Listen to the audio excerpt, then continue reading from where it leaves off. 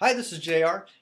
This is about a crisis of respect. You may have noticed a crisis emerging, a crisis of respect emerging. Many people lately may speak of a financial crisis or an economic crisis. However, perhaps there's been a crisis and a lack of respect for the instability of certain economic patterns and trends.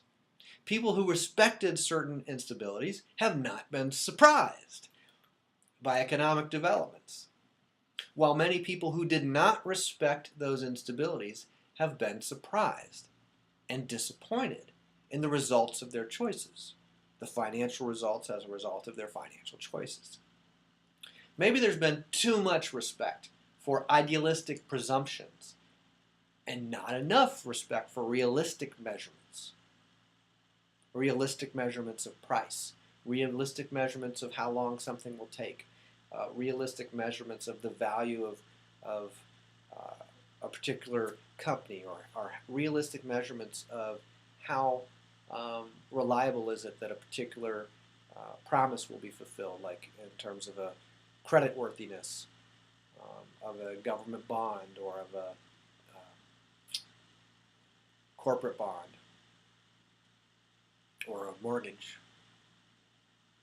How reliable is the promise of the payment of the mortgage, or the payment of the lease, or the payment of the debt on the government bond, or the payment of the money that a bank owes a customer in a savings account? How reliable is the bank to deliver in the time promised? Well, those are questions that people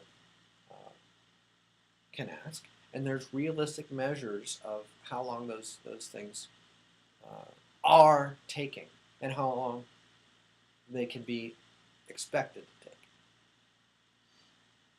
So maybe there's been not enough respect for competent financial analysis and competent financial analysts, and too much respect for the commission-earning salespeople that entice the naive into hysterical gambling.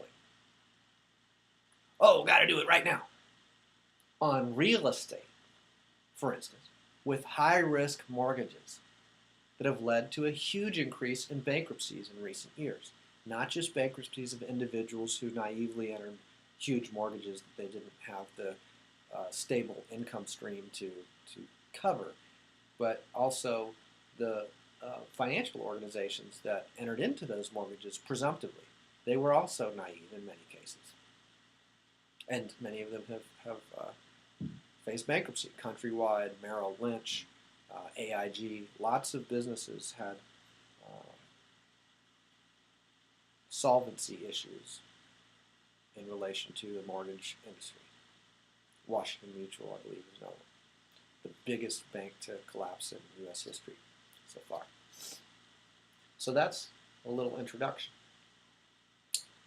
Now we're going to talk about some of the differences in different places that experience different kinds of crises. Different people did, different places did.